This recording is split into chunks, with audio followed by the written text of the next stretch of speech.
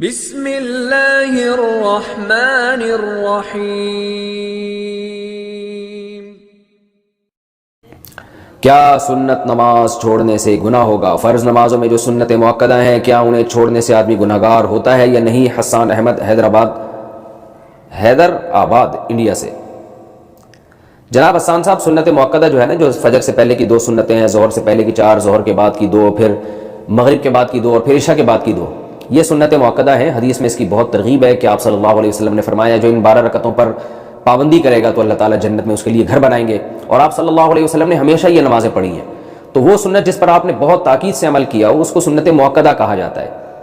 اور اس سنت مؤکدہ کا حکم یہ ہے کہ وہ فرض واجب تو نہیں ہے۔ کبھی کبھار اگر کوئی چھوڑ دے، بلا عذر بھی کبھی کبھار چھوڑ دے تو کوئی حرج نہیں ہے، کسی عذر سے چھوڑ دے تو بھی کوئی حرج نہیں ہے، لیکن بلا عذر اگر آپ اس کو چھوڑیں گے اور عام طور پر چھوڑنے کا معمول اگر بنا لیں گے تو بہت سے علماء اس کے قائل ہیں کہ آپ پھر گناہگار ہوں گے، اور اس پر تو سب کا اجماع ہے کہ ایسا شخص قابل ملامت ہے اور قیامت کے دن آپ صلی اللہ علیہ وسلم کی شفاعت سے محروم ہو سکتا ہے، اس کا امکان موجود ہے۔ تو یہ ایسا شخص قابل ملامت ہے، اس کو ملامت کی جائے گی، اس کو برا بھلا کہا جائے گا کہ بھئی کیا کر رہے ہو تم۔ اس کی مثال ایسے بہت سے لوگ آج کل نئے نئے فتنے آ رہے ہیں نا، کہتے ہیں سنت مؤکدہ کیا ہوتا ہے، حدیث میں تو کہیں بھی نہیں ہے۔ اس کی مثال ایسے جیسے فجر کی 2 رکعتوں میں دونوں رکعتوں کو لمبا کرنا چاہیے، یعنی سنت ہے کہ آپ فجر کی 2 رکعتوں کو امام کو چاہیے کہ وہ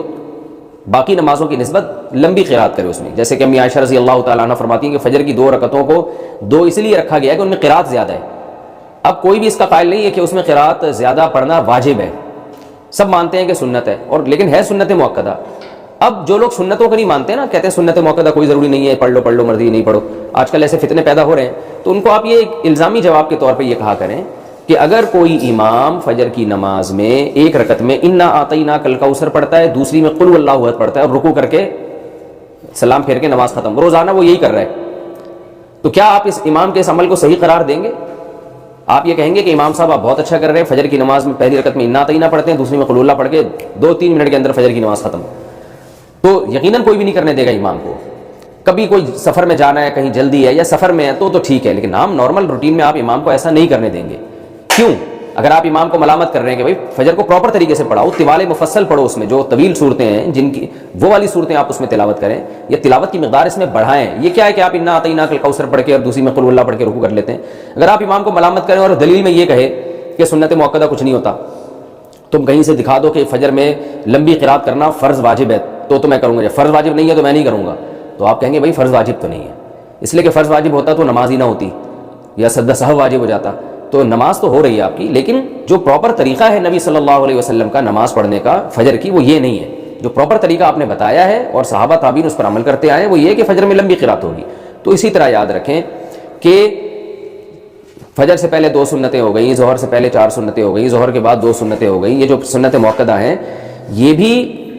فرض واجب نہیں ہے، لیکن نبی ان کو اگر آپ مسلسل چھوڑنا شروع کر دیں تو یہ کہا جائے گا بھائی نبی صلی اللہ علیہ وسلم کا یہ پراپر طریقہ نہیں ہے۔ آپ فجر کی 2 فرض جب بھی پڑھتے تھے اس سے پہلے 2 سنتیں لازمی پڑھتے تھے، آپ ظہر کی 4 سنتیں جب بھی پڑھتے تھے اس سے پہلے ظہر کے 4 فرض جب بھی پڑھتے تھے اس سے پہلے 4 سنتیں لازمی پڑھتے تھے، اس کے بعد 2 سنتیں بھی پڑھتے تھے، پھر مغرب کے بعد 2 سنتیں پڑھا کرتے تھے، عشاء کے بعد 2 سنتیں پڑھا کرتے تھے۔ تو جو پراپر طریقہ ہے نماز پڑھنے کا، 5 نمازیں جو فرض کی ہیں وہ پراپر یہی ہے کہ ان سے پہلے اور ان کے بعد یہ جو سنتیں ان کا اہتمام کیا جائے۔ تو اس لیے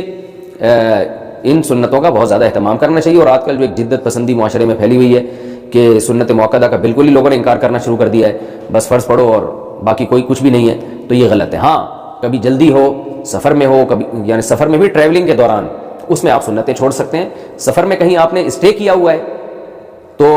اور آپ بالکل سکون کی حالت میں، تو وہاں بھی سنت مؤکدہ پھر سنت مؤکدہ ہی رہتی ہیں۔ اس کی مثال ایسے جیسے آپ کہیں سفر کے لیے جا رہے ہیں نا، تو راستے میں انسان کو جلدی ہوتی ہے، افراتفری ہوتی ہے، تو وہاں سنت مؤکدہ نہیں پڑھنی چاہیے، چھوڑ دینی چاہیے۔ لیکن کہیں آپ پہنچ گئے، آپ نے کا اسٹے ہے وہاں، آرام سے آپ نے 1 ہفتہ گزارنا ہے، تو آپ سکون کی حالت میں، تو پھر سنت مؤکدہ وہاں پر سنت مؤکدہ ہی بن جاتی ہے، کیونکہ سنت مؤکدہ کا تعلق اس سے ہے کہ حرج ہو رہا ہے کہ نہیں ہو رہا پڑھنے میں، تو جہاں حقیقت میں حرج ہوگا وہاں سنت مؤکدہ چھوڑی جا سکتی ہے، جہاں نہیں ہے تو وہاں نہیں چھوڑی جا سکتی۔ تو کبھی کبھار کوئی چھوڑ دے تو کوئی حرج نہیں ہے، کسی عذر سے چھوڑ دے تو بھی کوئی حرج نہیں ہے، لیکن چھوڑنے کا معمول بنا لینا یہ آدمی بعض علماء کے نزدیک گناہگار ہے، ورنہ قابل ملامت تو سب کے نزدیک ہے۔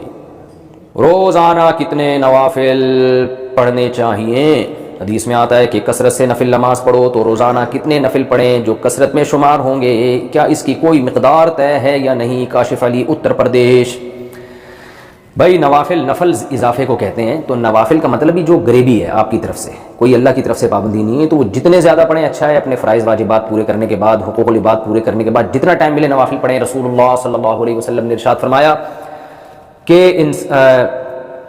اللہ تعالیٰ کا قرب جتنا فرائض و واجبات یعنی جو ضروری اللہ کے حکام ہیں ان کے ذریعے حاصل ہوتا ہے، اتنا کسی اور چیز کے ذریعے نہیں۔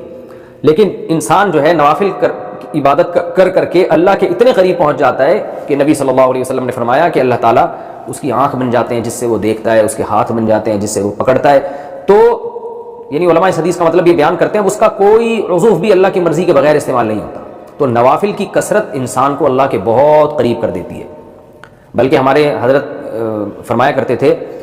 کہ اصل تو بندہ اور اللہ کا تعلق بنتا ہی نوافل سے۔ فرائض واجبات تو ایسی چیز ہے جو کرنی ہے، وہ تو ڈیوٹی ہے، وہ تو آپ کی ذمہ داری ہے۔ آپ کا اللہ سے تعلق کتنا، وہ تو نوافل سے پتہ چلے گا کہ آپ خود سے اللہ کی کتنی عبادت کرتے ہیں۔ نفلی صدقات ہو گئے اور نفلی عبادت ہو گئی، نفلی روزے ہو گئے، تو یہ تو جب پتہ چلے گا کہ جو آپ اضافی کتنا کرتے ہیں اللہ کے لیے، اس سے آپ کے اللہ کے تعلق کا پتہ چلتا ہے۔ اس لیے اللہ نے اہل ایمان کی جو صفات بیان کی، اہل جنت کی، اس میں نوافل کی کثرت کو اللہ نے بیان کیا کہ صبح و شام اللہ کا ذکر کرتے ہیں، تہجد پڑھتے ہیں۔ تو اس لیے نوافل جتنے چاہیں پڑھیں اچھا ہے۔ ہاں اس سے آپ کی جو ذمہ داریاں ہیں، حقوق العباد، وہ ضائع نہیں ہونے چاہیے۔ ایسا نہ ہو کہ اتنے زیادہ کہ پڑھنا شروع کر دیں یا اتنی نفل عبادت میں مشغول ہو جائیں کہ والدین کے بنیادی حقوق یا بیوی بچوں کے بیسک حقوق ضائع ہونا شروع ہو جائیں، یہ پھر غلط ہو جائے گا۔ باقی جتنے چاہیں پڑھیں، اور کچھ نوافل ایسے ہیں جن کی حدیث میں ترغیب ہے، جیسے صدقات و خیرات میں تو جتنے چاہیں کریں، اور روزے میں حدیث میں آتا ہے کہ ایام 20 کے روزے آپ صلی اللہ علیہ وسلم نے اس کی ترغیب دی ہے، یعنی چاند کی جو 3 تاریخیں ہیں 13، 14 اور 15،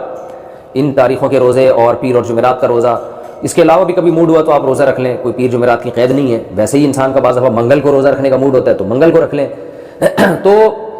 جتنے چاہیں نفل روزے، اور نفل نماز میں جو سب سے افضل نماز ہے وہ تہجد کی ہے۔ تو آپ اگر اپنے نوافل میں کچھ اضافہ کرنا چاہتے ہیں تو تہجد کی نماز پڑھیں آپ سب سے پہلے، اور اس کے علاوہ پھر اشراق کی نماز ہے، چاش کی نماز۔ بعض علماء کہتے ہیں اشراق اور چاش ایک ہی نماز ہے، اور جمہور علماء کہتے ہیں الگ الگ نماز ہے۔ تو مجھے جو ہے نا پوری دلائل سے تحقیق نہیں ہے، بس دونوں علماء کے اقوال میں جانتا ہوں تو میں دونوں کے قول نقل کر دیتا ہوں۔ بہرحال چاش تو اشراق کو الگ الگ پڑھ لیں تو ڈبل ہو جائے گی، اس میں کیا جا رہا ہے۔ جو اشراق کا وقت ہے جمہور کے قول کے مطابق وہ سورج جب ایک نیزہ بلند ہو جاتا ہے پھر شروع ہوتا ہے، اور چاش کا وقت جو شروع ہوتا ہے وہ جب سورج بالکل درمیان میں پہنچتا ہے 45 کے زاویے پر، اس کے بعد آپ زوال سے پہلے، یعنی چاش کی نماز زوال سے پہلے تک رہتی ہے۔ اس کے علاوہ جو ہے اوابین کی نماز ہے، چاش ہی کی نماز کو حدیث میں اوابین کی نماز کہا گیا ہے۔ تو یہ گریویاں ہیں، جتنی چاہیں لگائیں اتنا اچھا ہے۔ البتہ سنت موقعہ پڑھنا بہرحال ضروری ہے، جو 12 رکعتیں ہم پڑھیں۔